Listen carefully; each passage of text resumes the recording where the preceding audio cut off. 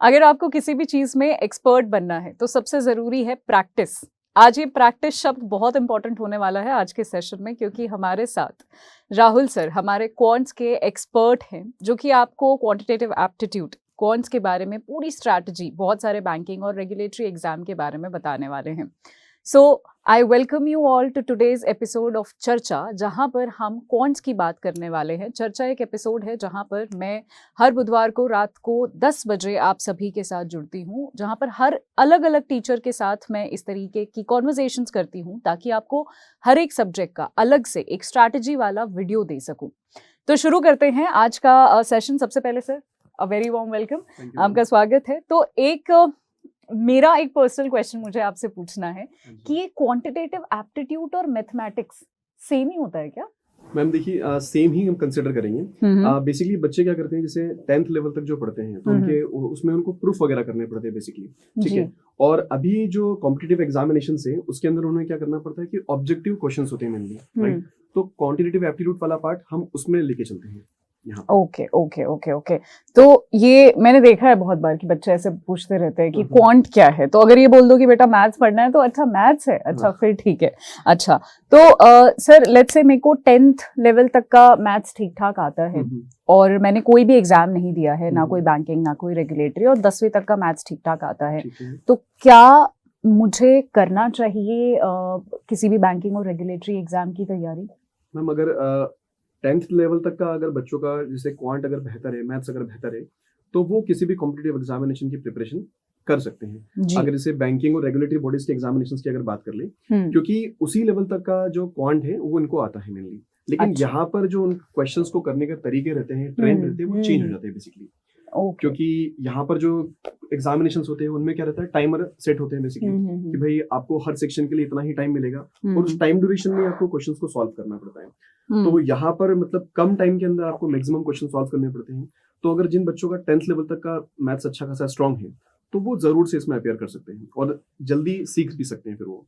Okay तो let's say अगर sir मैं कॉलेज में हूँ अभी और मेरे को कोई एग्जाम देना है बैंकिंग का या रेगुलेटरी का, तो मेरे को मिनिमम कितने महीने देने पड़ेंगे मैथ्स को जिससे मेरा हो जाए? मैम देखिए, अगर मिनिमम की बात अगर हम लोग कर लें तो कम से कम 3 से 4 महीने लगते हैं बेसिकली इसके सिलेबस को फिनिश करने के लिए प्रॉपर वे में, क्योंकि आजकल के जो एग्जामिनेशन है उनका लेवल काफी बढ़ चुका है और बच्चे को मेनली क्या है कि उस लेवल तक आपको जाना पड़ेगा। जैसे बेसिक से स्टार्ट करके धीरे धीरे चीजों को लर्न करना है और तब जाके आप लोग उस लेवल तक पहुंच पाओगे 3-4 महीने के अंदर, और साथ साथ फिर आपको प्रैक्टिस भी करनी पड़ेगी। तो ये मान के चलो कि 3 से 4 महीने आपको प्रॉपर स्पेंड करने पड़ेंगे। ये कोई 1-2 महीने की जर्नी बिल्कुल होती नहीं बच्चों के लिए, क्योंकि देखो यार, जैसे जब आप इस प्रिपरेशन की जर्नी में उतरते हो तो 10th लेवल तक की बात अलग है और प्रिपरेशन की बात अलग होती है यहाँ पे। तो आपको यहाँ पर कुछ बेसिक चीजों का ध्यान जरूर से रखना पड़ता है। जैसे पहले आपको किसी भी एग्जाम को फोकस कर रहे हो तो उसका सिलेबस जानो, उसके साथ साथ फिर आप लोग उसके पीवाईक्यूज को अच्छे से देखो और फिर उनके हिसाब से अपनी प्रैक्टिस को आगे बढ़ाते चलो। और कभी भी ये मत सोचो कि मुझे सिर्फ इस एग्जाम को फोकस करना है या फिर इस एग्जाम को फोकस करना है। वहां पर आप ये लेके चलो कि यार मुझे ये सब्जेक्ट फिनिश करना है, राइट।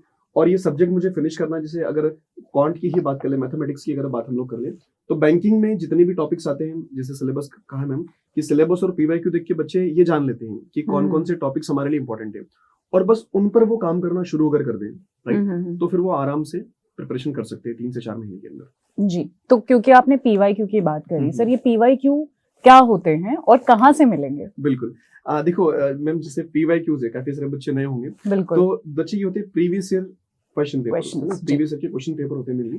तो जो जिस भी किसी एग्जाम की प्रिपरेशन करते हैं, लेट्स सपोज कि आपने आरबीआई ग्रेड बी की प्रिपरेशन स्टार्ट की, तो आप लोग क्या करोगे कि इसके पीवाईक्यूज को देखोगे, प्रीवियस ईयर के जो क्वेश्चन पेपर है उनको आप देखोगे, उससे एनालाइज करोगे कि किस किस तरह से क्वेश्चंस इसमें पूछे गए हैं इन लोगों से, ऐसे। और ऐसे ही फिर अदर एग्जामिनेशन से उनके भी पीवाईक्यूज आप देख सकते हो।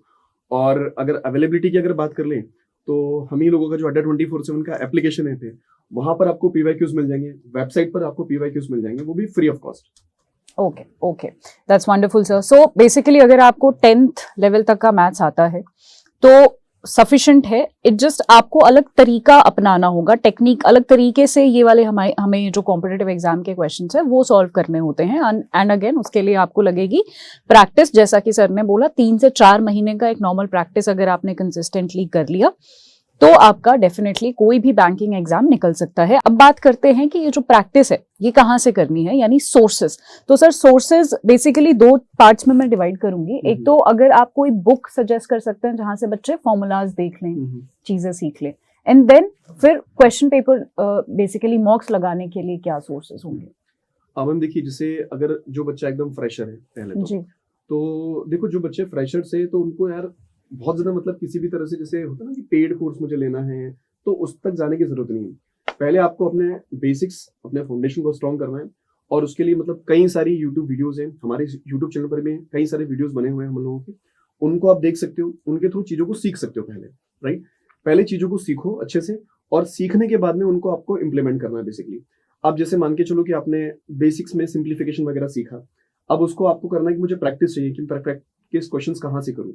तो उसके लिए अड्डा 24/7 का एप्लीकेशन है, और उस पर ढेर सारी फ्री क्विजेज है। और आप लोग ये मत देखो कि यार इस एग्जामिनेशन की ये सिंप्लीफिकेशन है या फिर इस एग्जाम का सिंप्लीफिकेशन है।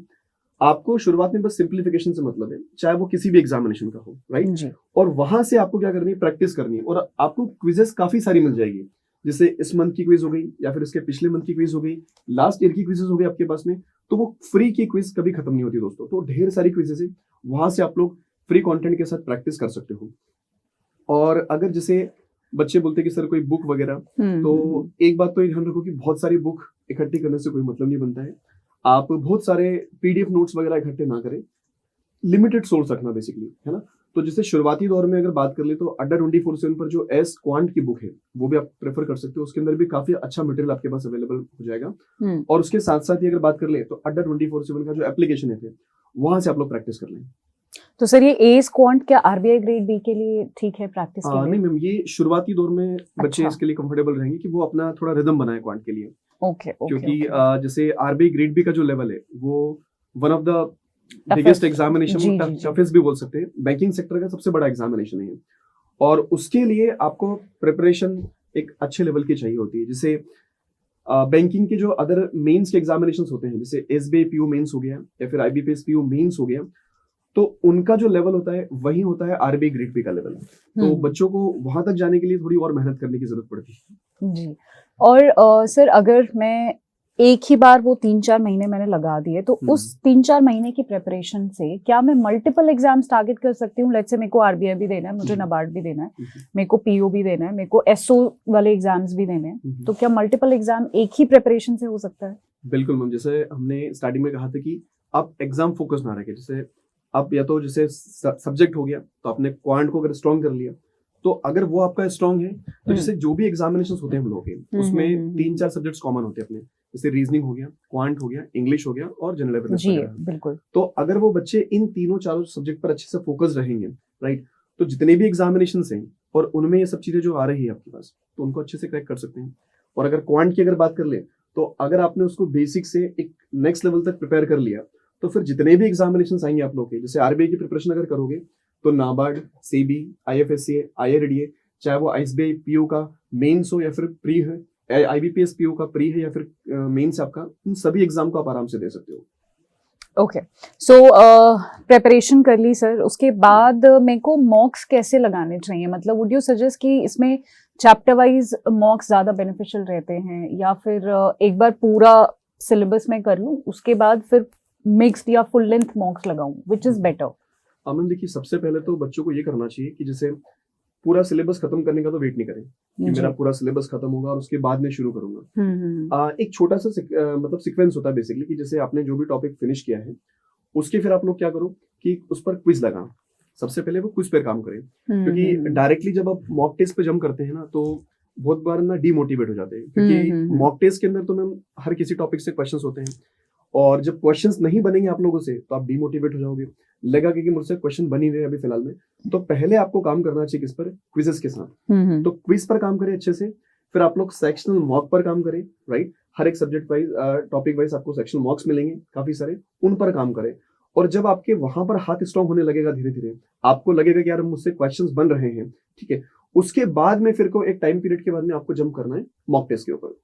और मॉक टेस्ट लगाने का भी एक तरीका होना चाहिए दोस्तों, कि मॉक टेस्ट देना और सबसे ज्यादा इंपॉर्टेंट होता है मैम उसके लिए उसका एनालिसिस करना। राइट। क्योंकि बच्चे क्या करते हैं कि मॉक टेस्ट दे तो देते हैं, उसका एनालिसिस नहीं करते। बिल्कुल वो सारे सब्जेक्ट्स में होता है। बिल्कुल। तो दोस्तों जैसे अगर 1 घंटे का आप मॉक टेस्ट दे रहे हो तो उसके एनालिसिस में हो सकता है कि आपको 1.5 घंटा लग जाए, हो सकता है कि 2 घंटा लग जाए। बिल्कुल। और एनालिसिस करने का भी एक तरीका होना चाहिए।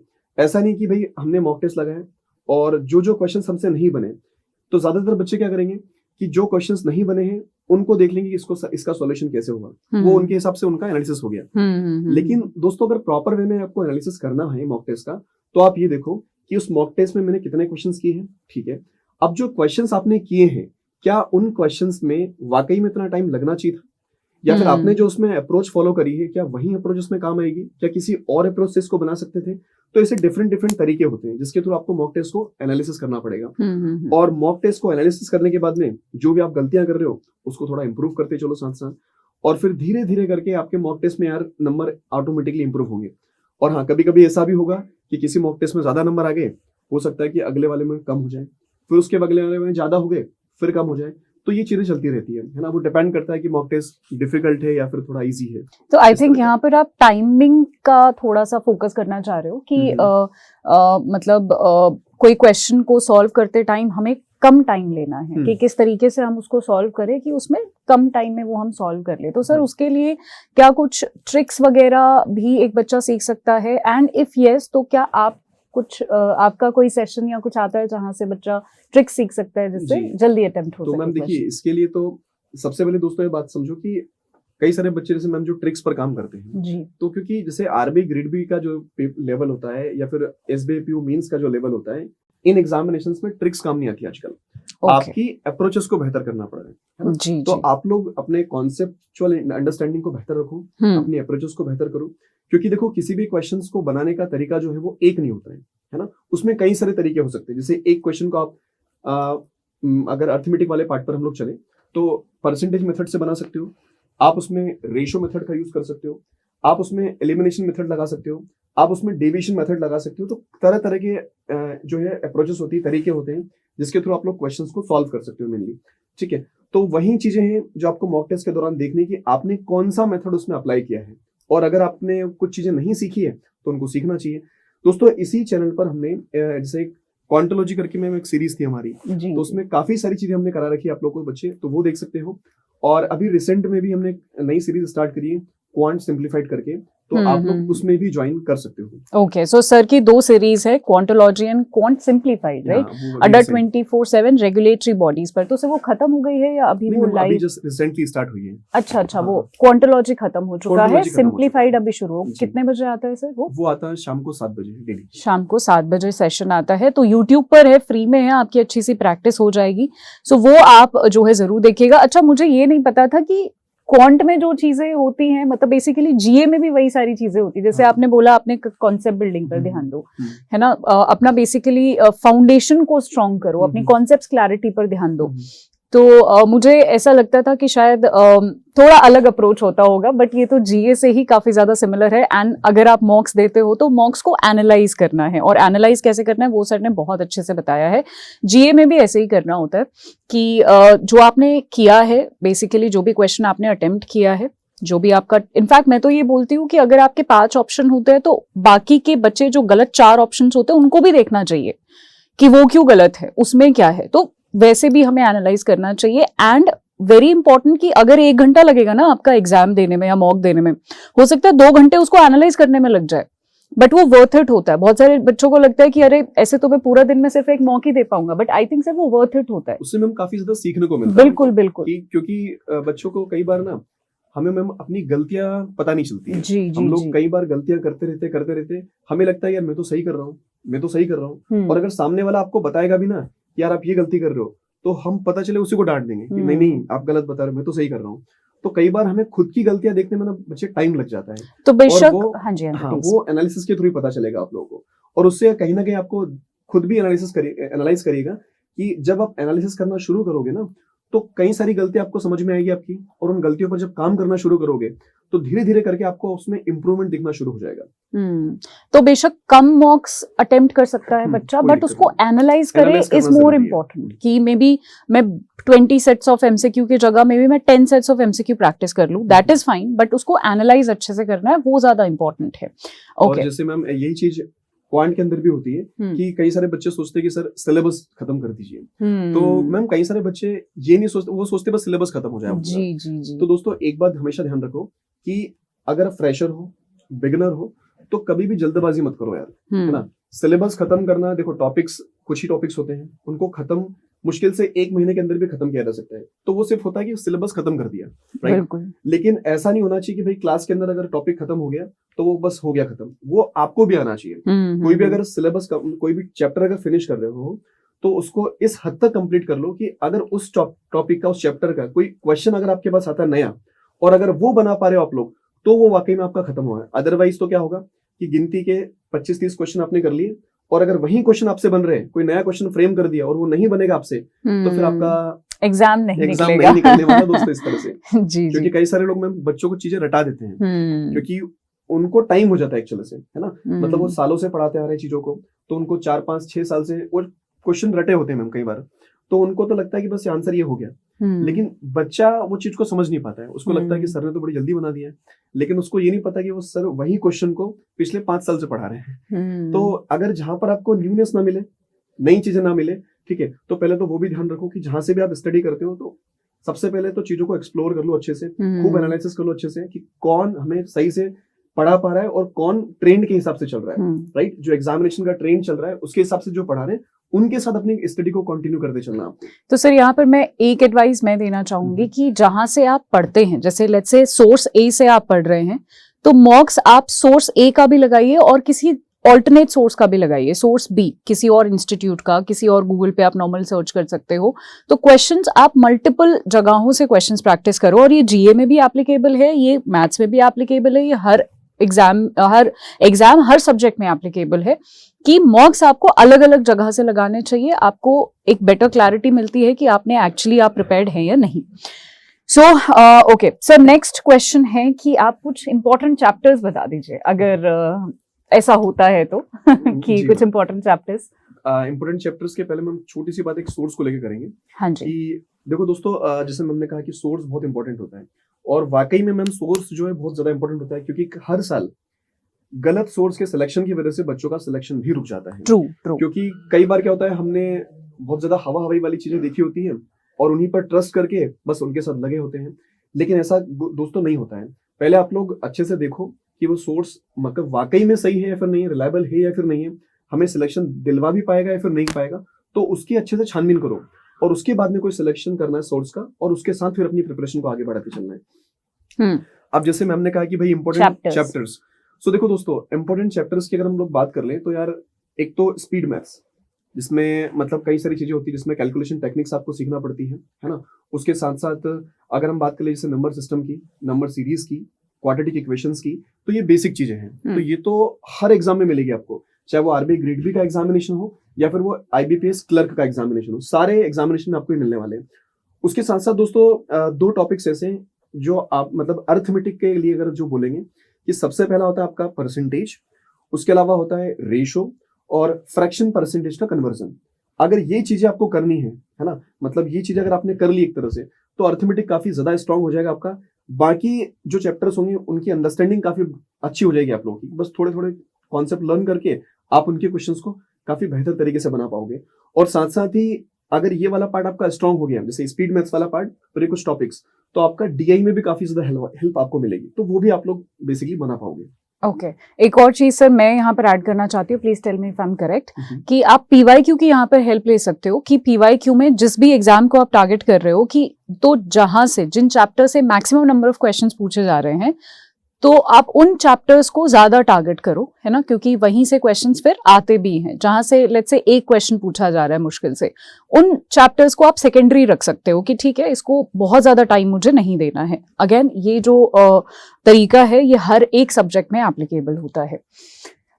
सर एक मेरा क्वेश्चन है, अब आप स्टूडेंट्स के साथ साथ एक मेरा क्वेश्चन भी हल कर दीजिए। सो अगर कोई वीक है, जैसे मैं बहुत वीक हूँ मैथ्स में, तो वीक स्टूडेंट्स को क्या करना मैम चाहिए? देखिए, वीक तो जैसे हर किसी न किसी की कुछ ना कुछ वीकनेस होती है। वीकनेस होती है, अब बिल्कुल। जैसे आपका मैथ्स वीक है, मतलब मैं इसको वीक नहीं बोलेंगे, बेसिकली ठीक है, उसमें आप नहीं कर पाते मेनली। अब जैसे हम लोगों का हाथ जी वगैरह में तंग होता है, जी ठीक है, जी जी। क्वांट फॉलो को जी उतना ज्यादा समझ में नहीं आता है, ठीक है। उसके हम्म। अलावा इंग्लिश भी हम लोग को इतनी ज्यादा नहीं बैठती।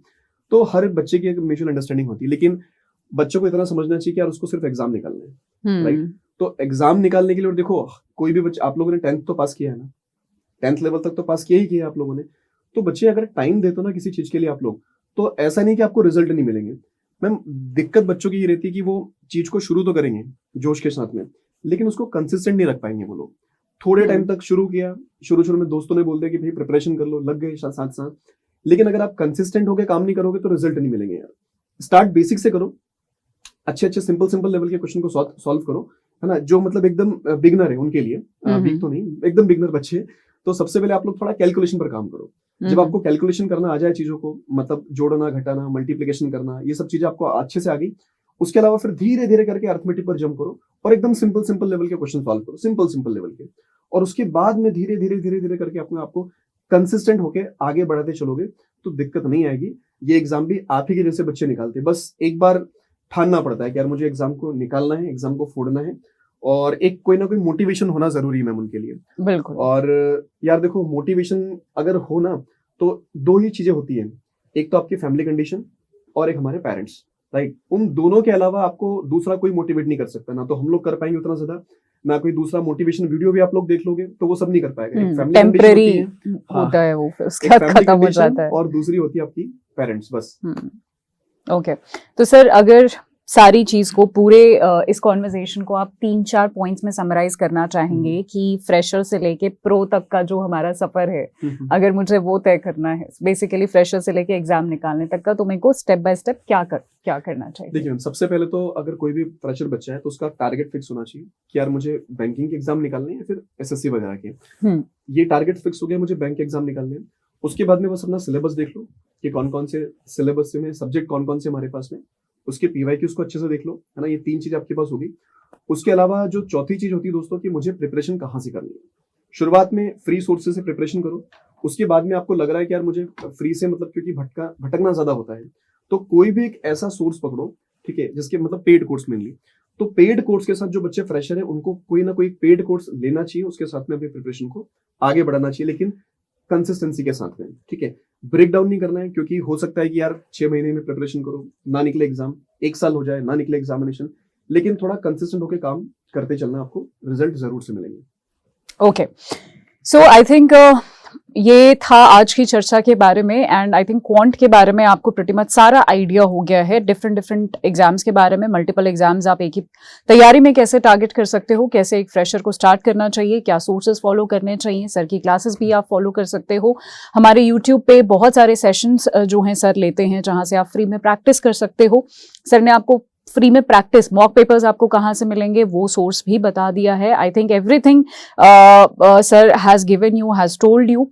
ये वीडियो जो है उन सारे ही स्टूडेंट्स के लिए है जो 2024 एंड इवन 2025 एंड मैं तो बोलूंगी कि इवन 2026 या कोई भी एग्जाम आप दे रहे हो अगले कुछ सालों तक, आप ये वीडियो, ये स्ट्रैटेजी फॉलो कर सकते हैं, क्योंकि स्ट्रैटेजी सेम ही रहती है।